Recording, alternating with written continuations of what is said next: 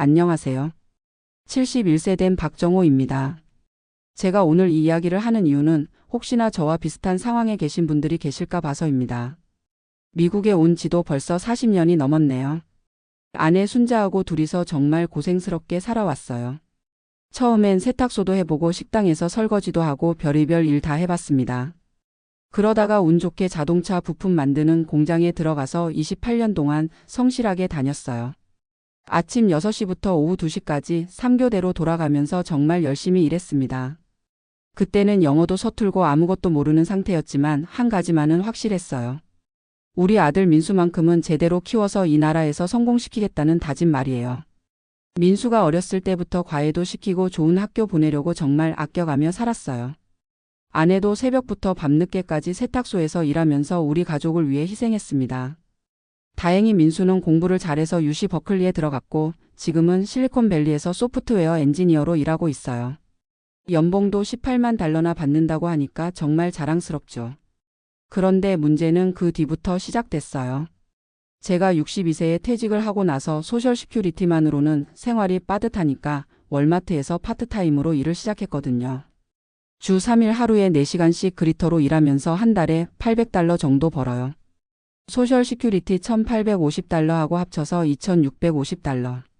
아내도 한국계 노인센터에서 청소 일을 해서 600달러 정도 벌고 소셜 시큐리티 1,200달러 받으니까 둘이 합쳐서 한 달에 4,450달러 정도 되는 셈이에요.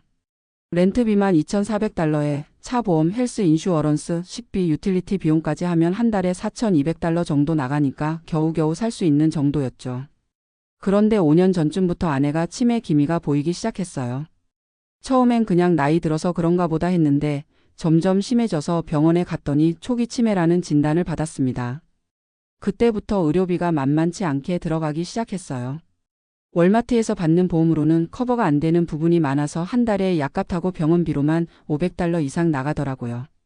그러다 보니까 생활이 점점 빠듯해졌고 어쩔 수 없이 아들한테 전화를 걸었어요.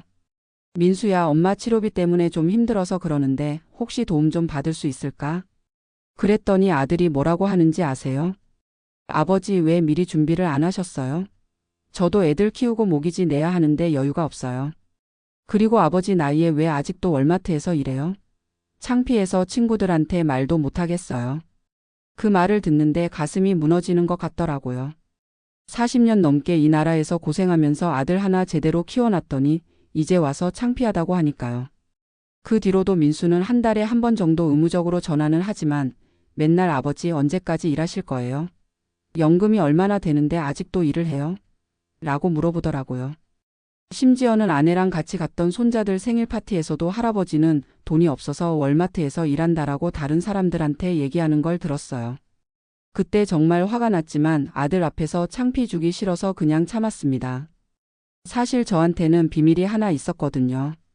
공장에서 일할 때부터 401k에 꾸준히 적립했고 퇴직할 때 IRA로 롤오버해서 계속 투자를 해왔어요. 1990년대부터 시작해서 매달 조금씩이라도 넣었고 2000년대 부동산 호황기에 집을 사고 팔면서 벌어들인 돈도 거기다가 투자했거든요. 2008년 금융위기 때도 패닉하지 않고 오히려 더 사들였고 그 덕분에 지금 IRA 계좌에는 30만 달러가 들어있어요. 하지만 이 돈은 제가 죽을 때까지 건드리지 않으려고 했어요. 아내 치료비나 나중에 너싱홈 들어갈 돈으로 남겨두려고 했거든요. 그런데 아들이 맨날 연금 적다고 준비 안 했다고 핀잔을 주니까 정말 스트레스가 심했어요. 동네 한인들도 저를 가난한 할아버지라고 생각하는 것 같았고 손자들도 할아버지는 돈이 없다고 생각하고 있는 것 같아서 마음이 아팠습니다. 그러던 중에 결정적인 사건이 하나 있었어요. 큰 손자가 고등학교에 들어가면서 대학 준비를 해야 한다고 민수가 저한테 전화를 했어요. 아버지, 제이슨이 프라이빗 튜터링을 받아야 하는데 한 달에 2,000달러씩 들어요. 저희도 여유가 없어서 도움을 못 드릴 것 같아요. 아버지 연금으로는 손자 교육비 도움도 못 주시겠죠? 그 말을 듣는 순간 정말 화가 머리끝까지 났어요. 손자 교육을 위해서라면 뭐든지 하고 싶은데 마치 제가 능력이 없는 사람 취급을 하니까요. 그날 밤에 아내랑 얘기했어요.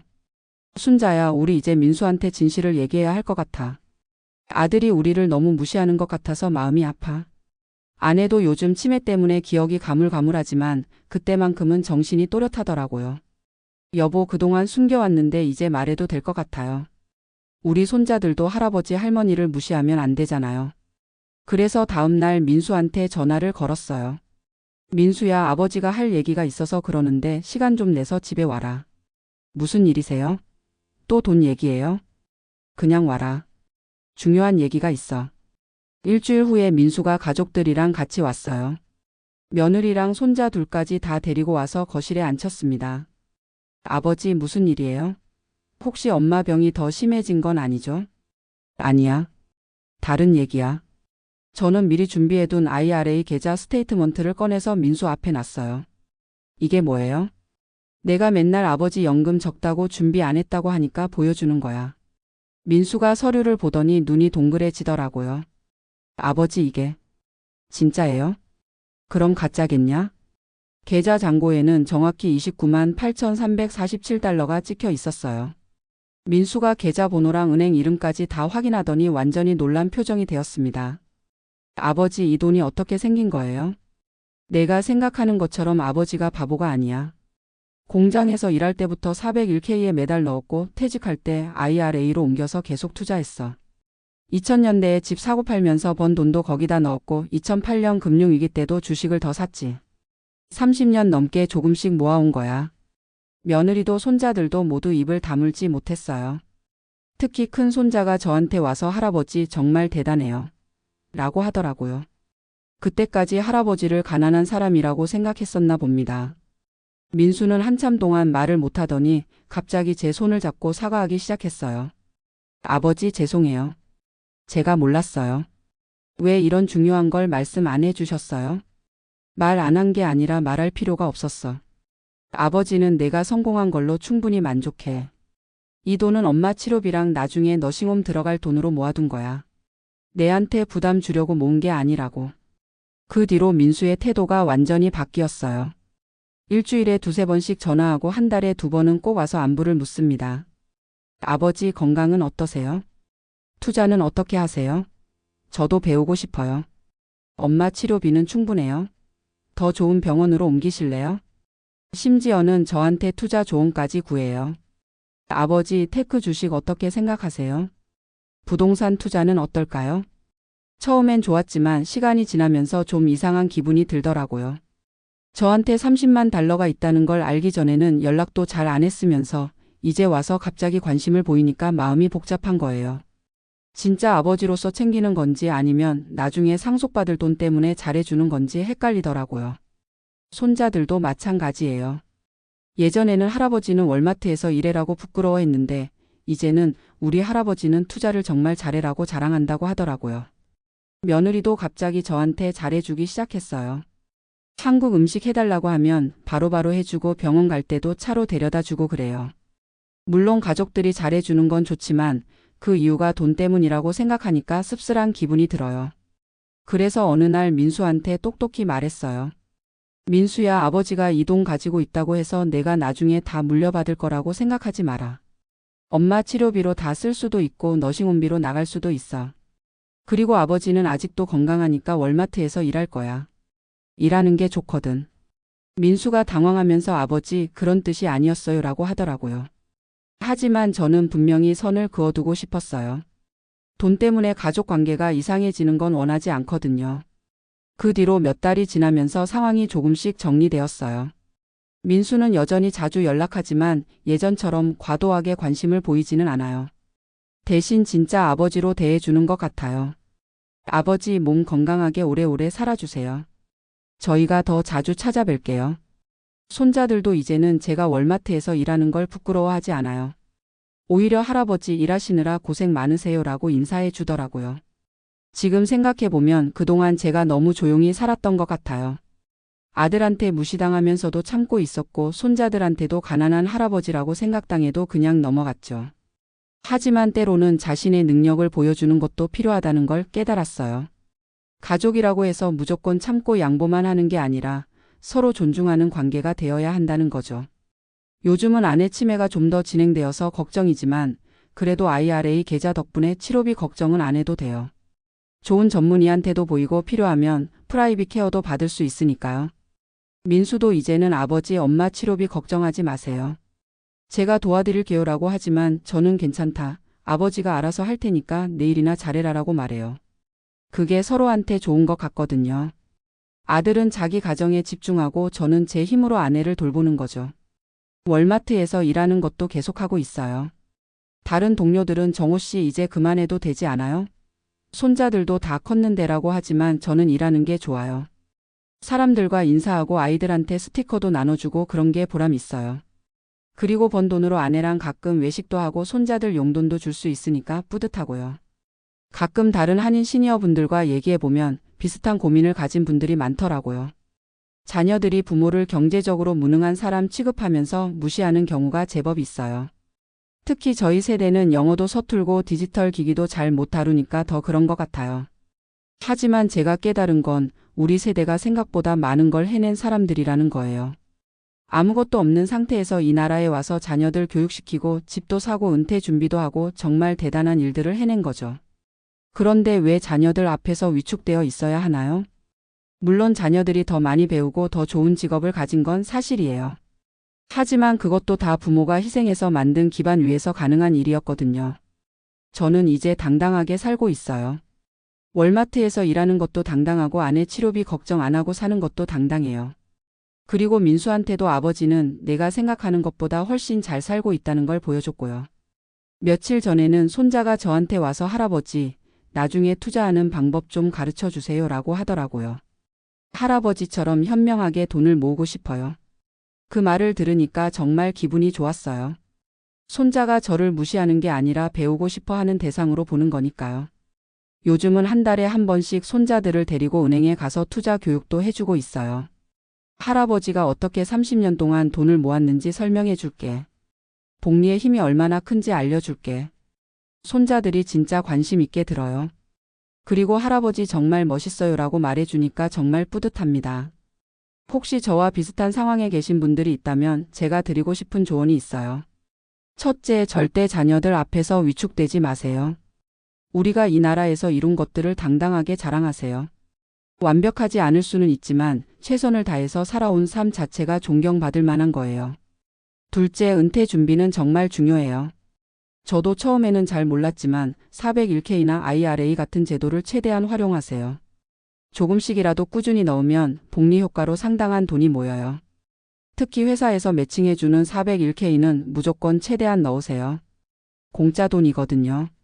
셋째, 투자를 두려워하지 마세요. 물론 위험하지만 장기적으로 보면 인플레이션을 이기려면 투자가 필수예요. 저는 주로 인덱스 펀드에 투자했는데 30년 동안 평균 7% 정도 수익을 냈어요. 복잡한 개별 주식보다는 이런 안전한 펀드가 좋은 것 같아요. 넷째, 자녀들과의 관계에서 경계선을 분명히 하세요. 무조건 도와달라고 하는 것도 문제지만 자녀들이 부모를 무시하게 두는 것도 좋지 않아요. 서로 존중하는 관계를 만들어야 해요. 다섯째, 건강한 동안은 계속 일하세요. 일이 단순히 돈 벌기 위한 수단만이 아니라 사회와 연결되어 있다는 느낌을 주거든요. 저도 월마트에서 일하면서 여러 사람들과 만나고 손님들한테 도움도 주고 그런 게 정말 보람 있어요.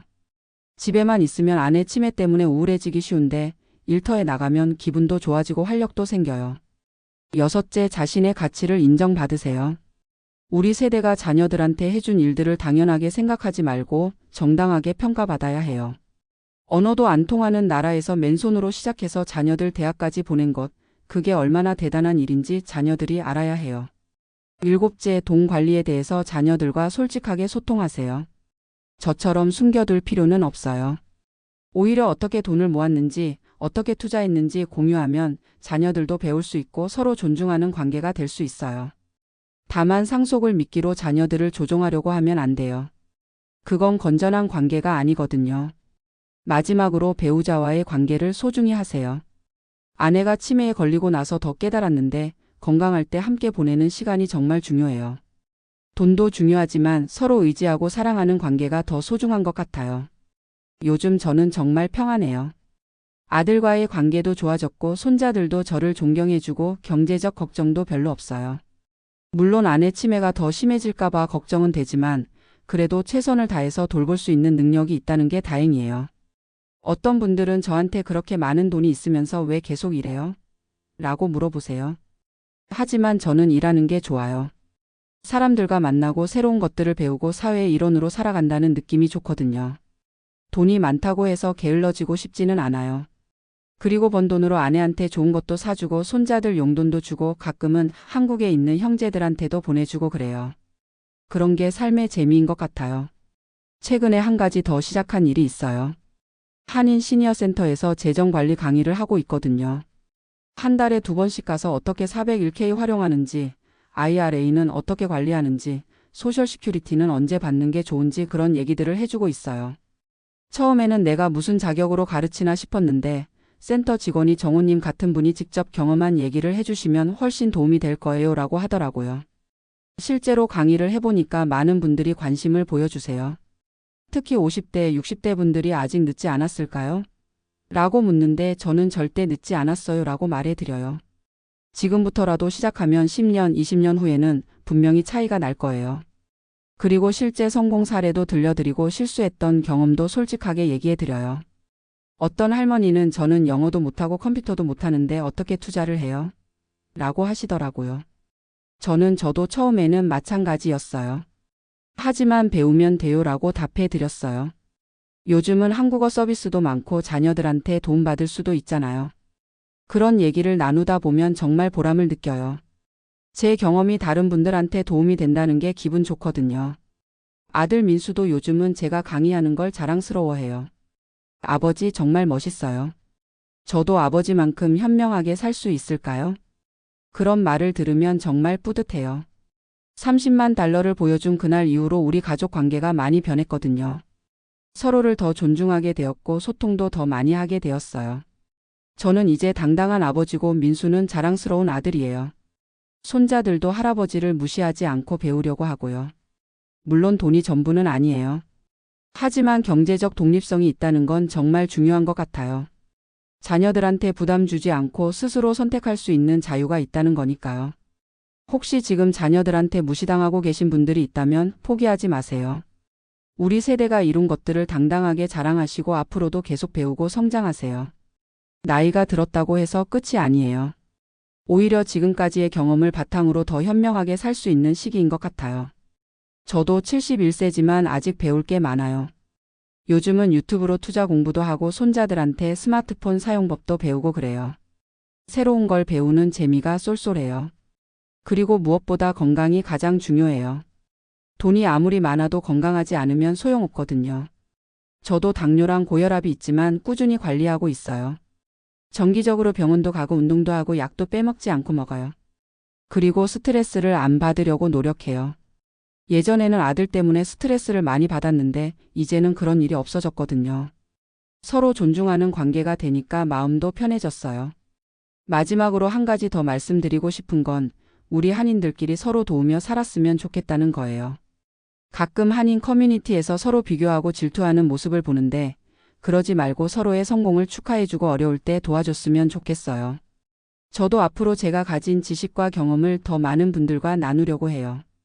그게 이 나라에서 고생하며 살아온 우리 세대가 해야 할 일이라고 생각하거든요. 젊은 세대들한테도 물려줄 수 있는 지혜가 있다는 걸 보여주고 싶어요.